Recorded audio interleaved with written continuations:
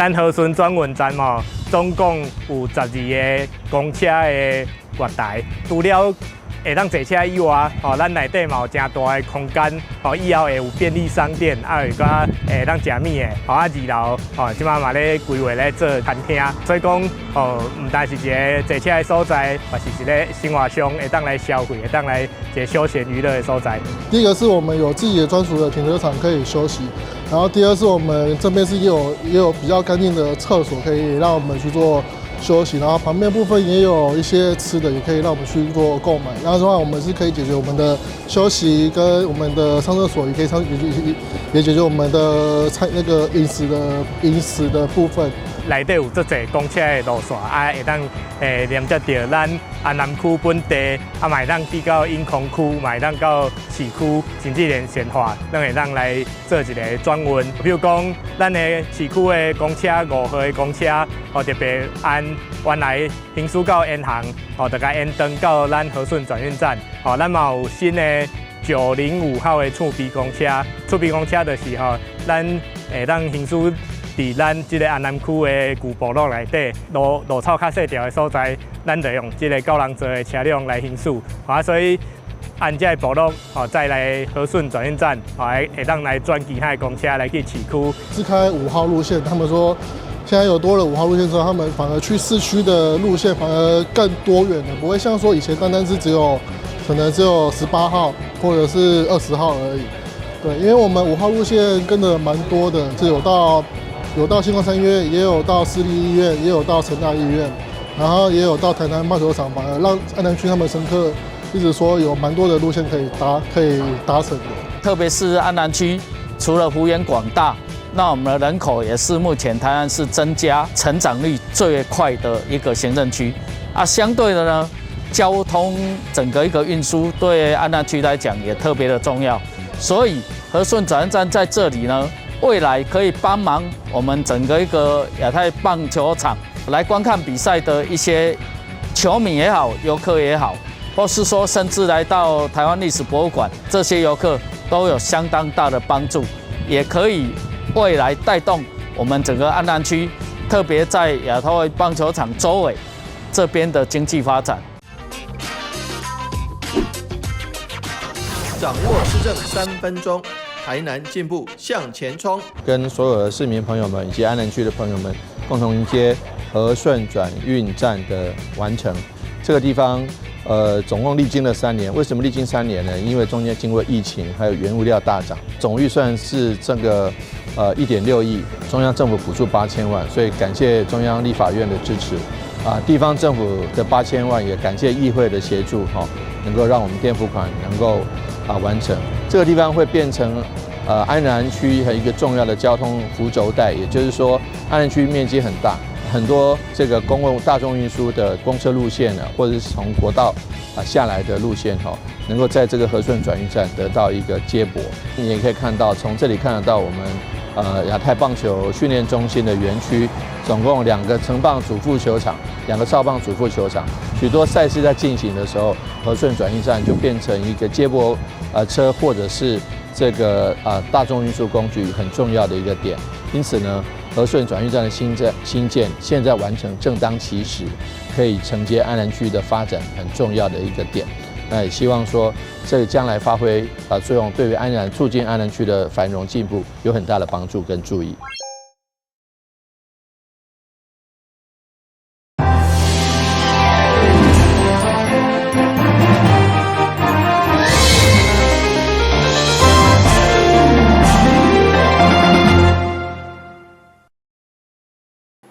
大家好，我是杨淑怀，欢迎收看5月19日礼拜4的中嘉台南地方新闻。为了防范诈骗集团利用 ATM 领垃圾钱，台南市府首创启动翠暗 ATM 试验计划，要求民众在领钱的时阵，烫翠暗甲安全帽仔，甲面显出来。市长黄伟綽15号前往视察系统运作，强调这个创新措施将强化金融交易安全，对源头阻挡诈骗事件发生。徛伫 ATM 头前想要领钱，不过只要戴着喙暗也是安全帽仔，就会发出警报声。使用 ATM 时，请这是台南市全台首创的试验计划，名字爱甲规张面现出来，多数市民拢表示认同。这样子可以防一些，就是很有骗人的啊那些，这样我们才可以看得到脸啊，因为你整个戴起来就完全都看不到啊。就是还是很谢谢政府这样的一个方式，让我们可以就是提醒大家记得脱口罩。那我觉得也可以避免这些诈骗。也毋过因为 AI 辨识系统无法度跟 ATM 系统完全整合，只有警告的功能。目前只加装伫咧全台南市大约20个所在，主要是用来看人的面敢有物件砸掉的。更重要的是，爱防止诈骗车手。虽然我没有办法直接影响 ATM， 但是我们可以在进去 ATM 的路上看到有人戴着口罩，然后他这样子的话，我们就可以警告他请他把口罩拿下来。那这样是一个比较对于这个打诈比较有一点点帮助的地方，政府都可以做得到。针对于有些比较年轻的、没有犯罪经验的或老人外劳的，听到这个，他真的会愿意拉下口罩，在我们的 ATM 前面就可以全程摄影。那事后再侦防，如果一旦有犯罪，警方也可能依据他在 ATM 前面的影像去追查。面对诈骗愈来愈猖狂，台南市率先推动翠暗 ATM 等创新防诈措施，透过人工智慧科技甲现场管理，会当有效提升金融交易安全，降低诈骗风险。台南新闻社会采访报道。台86对湾里到关庙边的车道，当初时因为经费问题，无全线贯通有市的长点。即马面对着高铁地震区甲沙仑力量科技社的快速发展，立委林俊宪15号邀致中央甲地方会勘，希望赶紧脚步尽速贯通，才会当应付未来园区的交通需求。为因应目前高铁特定区甲沙仑力量科学城等重大开发案所带动的交通需求，立法委员林俊宪积极争取台86线的侧车道，对湾里到大潭段延伸工程的拓宽。15号上午也是中央国家发展委员会、国科会、甲国土署都市基础工程以及地方的议员、市府干务局等单位实地来会勘。会中有着市府干务局甲设计单位来简报，当初因为经费的问题，侧车道无法度来贯通。现在因应交通的流量，加上未来南科4期要伫台南沙仑设置生态科学园区，因此立委林俊宪认为有必要超前来部署，打造完善的交通基础建设。车辆每次都在排86的时候，它会有很多塞车的地方，那所以说我们才会想说，那是不是利用我们的侧车道，把这几个断点能够衔接起来，然后来疏解一下，让主要的台86的车辆不要那么多了，能够就从地方。但是因为实在是我们高铁特定区，我们沙仑高铁特定区其实发展实在太快了，未来还有可能会更大的一个面积未来再做发展，所以说这个规划变成说越来越有效益，而且要把它的期程提早过来。这侧车道从湾里家了南区家一直到关庙，整个侧车道都也纳入咱的大南方新幸福计划里面。那其中我们今天花最多时间地点嘛定底家，就是因为这个地方未来是重中之重这非常重要。所以你别啦进出家，我们请相关的单位你起码它有几个规划不然我一人才第一个要走高发2路、高发3路的，它这个优先做的侧车道可能要做到南157的那157以后可能就会给这几个高速道你目前的规划是这样的那这里会多做一个交流道车辆的比较的。现场不管是中央国科会、国土署、甲国家发展委员会以及地方议员，拢相当的认同推动大南方新市区发展的决心。以着侧车道贯通，总经费超过大约50亿左右。国发会表示，未来将透过南科联络交通的专案计划全力来协助，其中东段市道177段建设经费大约15亿左右，有希望会用的优先来推动。以因应未来沙仑生态科学园区开发的需求，台南新闻林根采访报道。今年是台湾府城建成300周 ，IF 300办公室高度保存再生文教基金会及台南市文化局展开一系列纪念活动，其中为了让台南市民了解各座城门的历史遗址，特别号召各界牵手围城，同时艺术家也用大型的欢迎门打造城市庆典。下晡5点29分，府城建成300周，伫台南东南西北4个所在，由现任城主王伟摕插头，勾起白色灯布条，把城门遗址围起来。1725年的5月9日，就是国历的这个时候呢，开始台南的建成。所以说这个有人说台南400，有人说府城300，其实府城300。的意义在于，我们开始在这一天开始建台南城。对1725年开始有了城环，到达唯一保留往城结构的城门，就一个大南门。伫庆祝这天特别拍开城门，代表日城进入古府城的社区。那让民众去思考更多城门、城墙跟我们今天的生活的关系。那所以或许住在府城里头的人，从来没有经历走过这个大南门。伫建成300周的时刻，公司合作持续办纪念活动，让市民了解有城门才有生活的历史意义。艺术家嘛伫咧城市当中制作层层点点系列作品，而且详细看顶悬的元素，相当有卡数。我们就把它想象入城跟出城其实就是时间的对照，入城有点像是进到2025到1725，然后出城有点像是2025到2325，就是未来的300年。你就可以发现城内其实有蛮多的文字都可能有运用到台罗的文字这样子。那当然有一些有点像是迷音或是谐音，或者是未来还有一些城市语码这样子。透过欢迎门标出城门的位置，更加传统甲现代技术融合。伫暗时来看，古花杂色非常的水，看得出艺术家用心设计，让大家看到无同款的城市基地。台南新闻社会采访报道。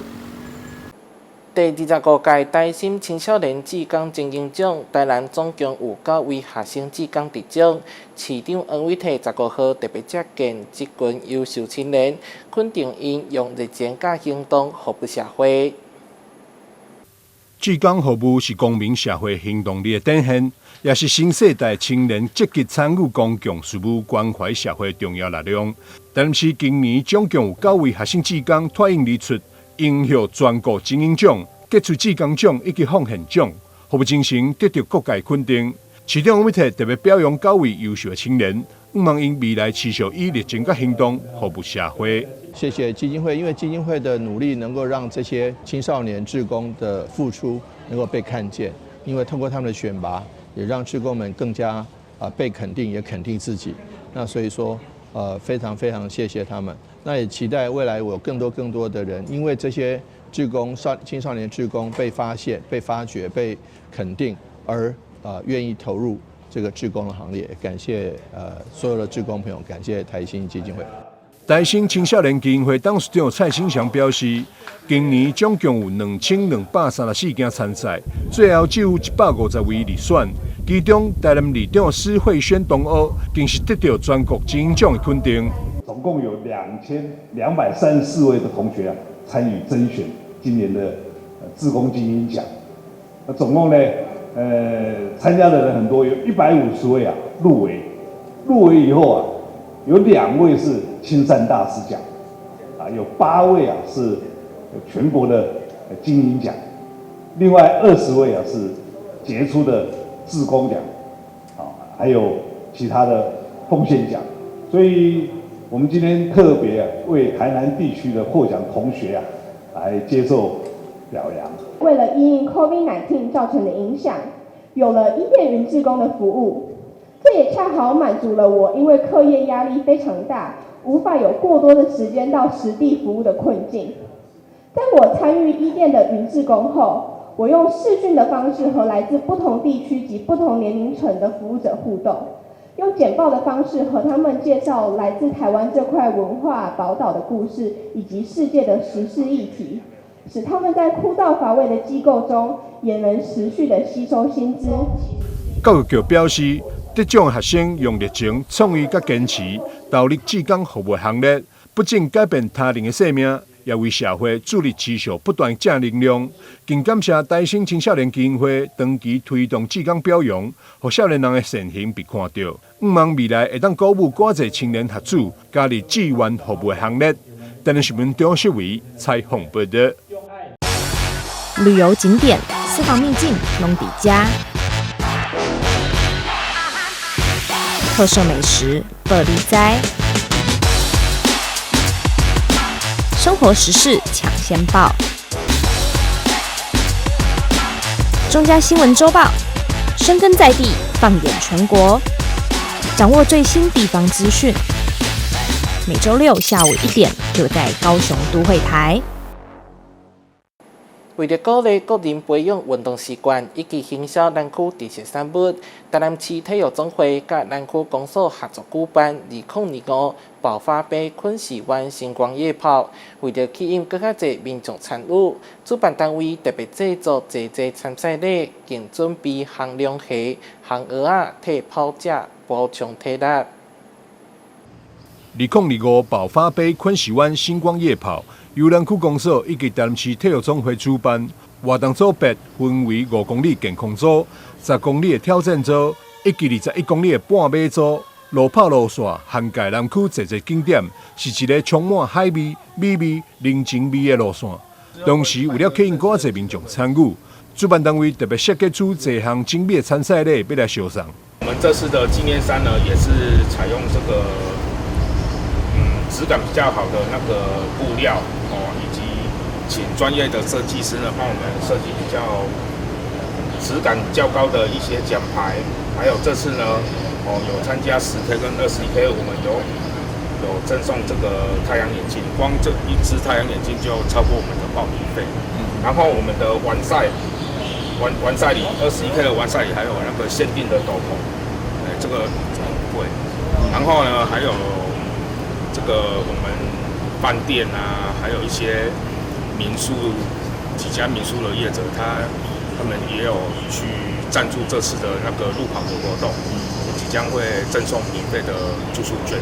不止参赛礼吸引人，比赛沿路的补给站更准备了凉鞋、蚵仔、大西瓜，为跑者补充体力。我们这次的补给比较丰富，就是沿路上有像我们这次有推出这个龙虾，还有生蚝。当然我们这次的龙虾不可能像外面所传说，是不是你的龙虾只是好看几只而已？是没有。如果只不过我们还有那个烤大虾，对，一定都会让跑者都吃到。2025爆发杯昆士湾星光夜跑将伫咧9月17起跑。目前当伫咧报名阶段，精美的参赛礼以及沿路美味海味，让人更加有动力。主办单位欢迎对马拉松赛事有兴趣的朋友，赶紧来报名。台南新闻中心为采访报道。台南市优质的农特产对今仔日开始正式伫北台湾北京远东超市销售。市长黄伟綽伫新北市举办记者会，并甲远东百货 City Super 签约，未来超市贩卖台南农特产加水果，将由台南农产运销公司直送，提供北部民众自用送礼上好的选择。台南市长黄伟綽14号特别出席新北市邦桥大碗吧，甲着台南农产运销公司、远东百货以及 City Super 的代表共同来签约。对今日起，台南的金钻旺来、木瓜，甲着羊芳果等优质的水果，将伫咧北台湾北京的远东 City Super 正式来上架。我们从台南一路北上，一直北漂到我们大圆柏的 City Super。我们可以知道，事实上台南的农特产品，尤其不管是花卉，不管是水果，不管是咖啡，不管是蜂蜜，还有许许多多，甚至是米，都是最好的。那台南除了有台南是已经有400年历史的古都，那但是有最高科技的台积电，但是也有非常非常好的农特产品。那这些农特产品，我们有产地直送，直到我们 City Super， 那中间节省了许许多多的层层关卡，而且能够提供给最优质的新北消费者以及最优质的北部消费者最棒的、最新鲜的、最当季的，而且最应景的一些农特产品。那尤其520快到了，520就是我们的情人节，那也希望各位好朋友，不管是买蜂蜜、买咖啡，甚至送花，甚至这个送水果，都是最好的心意的表示。所以欢迎大家一起来哦，来 City Super 来看一看台湾精品、台湾的农特产品加工品。在上届记者会中，市长黄伟泰嘛放出新鲜的往来，甲入木瓜的切片，邀请现场消费者来试食，并强调台南生产的农产品有一定的品质保证，而且佫是产地直送，绝对是民众消费购买的第一选择。而百货业者总经理徐雪芳嘛表示 ，City Super 对着产品的品质把关相当的严格，会用个上价销售。代表产品通过市场甲消费者的双重考验，未来会继续甲台南农产来合作，提供更多在地农特产品，予消费者来选买。台南新闻综合报道。伫基隆中正路上有一间素食馆重新开业，推出侪款养生茶饮甲创新素食料理，吸引老顾客回流。有针对着现代人使用3C 产品过多，需要保护目睭的需求，特别研发侪特色产品。咱即马就对着镜头做回来看。这是3C 茶，针对现代人使用3C 产品过度，需要保护眼睛的需求，老板王雅静特别研发，采用金银花、菊花、山楂、黄芪和枸杞等天然中药材熬制而成。这个都是顾眼睛的。那你看肝要是好的话，肝气不要说肝火太旺，那肝气好的话，你的眼睛就会好，就比较可以减缓那个白内障哦，那你就比较不会说你的那个眼睛度数又一直加深。除了茶饮，还融入创意料理哦，加入姜黄面及各式蔬菜，3C 面热腾腾出炉。你可以吃得饱，然后呢又可以顾眼睛，就是又可以降肝火，所以要推出一个药膳的一个3C 面。3C 面的味道它那个面很 Q， 那个口感很好，那个味道跟一般的中药的味道又不一样，那个味道又像那个我们一般家庭在煮的菜的汤头一样，很好吃的那个味道，都没有味素的那个掺杂在里面的，让顾客在享用美食的同时也能养眼、降肝火。另外还有3通茶和5通元气汤。3通茶含有黄芪、丹参和山楂，要有气通、血通跟水通。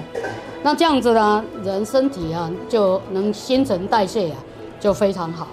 5通元气汤在3通基础上加入葛根和川穹，打造能照顾5脏6腑的养生汤品。这是默克的5通元气汤，然后喝起来就是口感很温顺，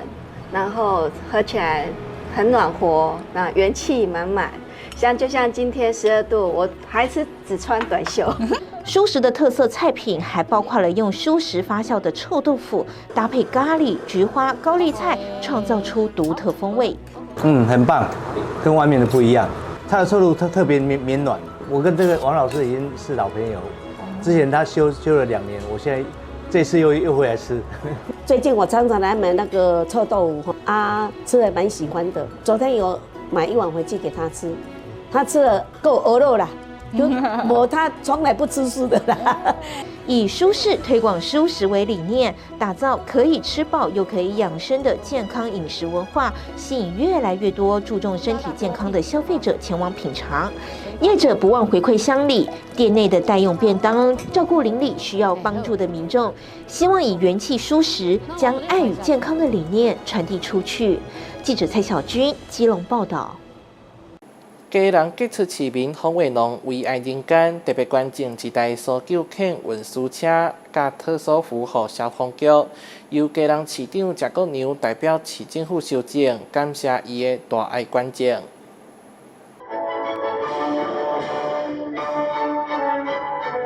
基隆市民洪伟农女儿何怡双将基隆第一台搜救犬运输车捐赠给基隆市消防局，由市长谢国良亲自受赠。今天非常谢谢赖玉荣女士赠送我们这么好的一台警备消防车，并且呢能够改装成本市第一台的搜救犬运输车，我们一定会格外珍惜，并且好好的运用。洪先生的家人希望将洪伟农的生前经常做善事的大爱延续下去。还有就是因为刚好先生走了，那就是希望他能够替他做一些回馈社会，就这样而已。爸爸会常带着他们，就是去，比如说去哪个山上啊，去擦拭那叫反光镜，对，然后也有就是买米啊、买油，然后去捐助一些是那个孤儿院，对，就是有做一些慈善的东西。为了提升基隆市的救灾能力，消防局将7堵分队升格，成立特搜队之外，也成立搜救犬队，2只拉布拉多犬正式亮相，超级可爱。好，我们工作人员协助一下好不好？我们可以把桶子拿开来，让他看一下，可以吗？哦，演得非常的好，已经找到一位患者倒在地上了。2只基隆搜救犬目前还在训练阶段，特别北上出席捐赠仪式。消防局预计在今年11月正式成立基隆市搜救犬队。其实搜救队要配搜救犬这件事情，我们现在最主要是要借助搜救犬带它的最主要是嗅觉，因为它的嗅觉大概是我们人类的100万倍吧。我们都知道，在去年的04、03花莲大地震的搜救过程当中，各位在很多新闻媒体上面应该也看到，搜救犬在不管是在太鲁阁也好，在花莲也好，在一个倒塌的瓦砾堆当中，都能够发挥它的一些专长。这个搜救犬是高雄方面来提供给我们的，然后目前正在训练当中，大家都有看到，非常的可爱但是呢也非常的灵敏机动相信假以时日，一定能够替基隆市帮助更多的人，救更多的性命。2只拉布拉多犬目前送往高雄市搜救犬队培训，同时比照台北市、新竹市消防局等犬队厅舍改建，将暖暖消防分队成为搜救犬驻地。记者黄少明基隆报道。感谢你收看5月19号的中嘉台南地方新闻，我是杨秀慧，咱再会。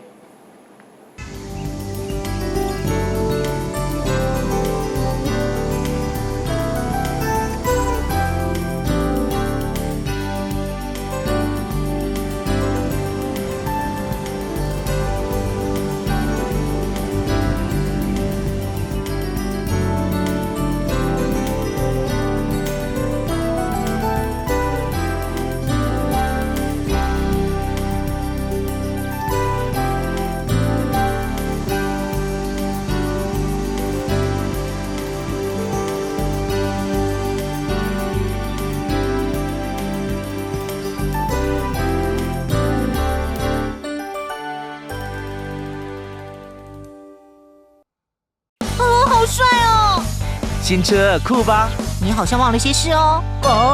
你不知道吗？微型电动2轮车要悬挂牌照、投保强制险，还要你满14岁，戴安全帽才能上路哦。什么啊？有这么多规定哦？没错，微型电动2轮车需经审验合格、领用及悬挂牌照，并投保强制险才能上路，而且要遵守慢车交通安全规则，不超速、不双载、不酒驾、不擅自改装，违反者将处最高5400元罚款哦。这么严重啊！还不赶快去办理！我马上去。微型电动2轮车挂牌投保，满14岁缺一不可。内政部警政署提醒您。1号选手出场，信心十足。挑战失败，骑车上驾训，安全不靠运。2号选手考场练习，看起来有些紧张。是过关了吗？挑战失败。骑车上驾训，安全不靠运。待考区2人组第3次报考。这次如果真没有考过，我就不要考了。我有办法。骑车上驾训，安全不靠运。现在报名还有补助哦。你们知道吗？台湾即将迎来新的里程碑。是什么？是什么？这件事和你们都有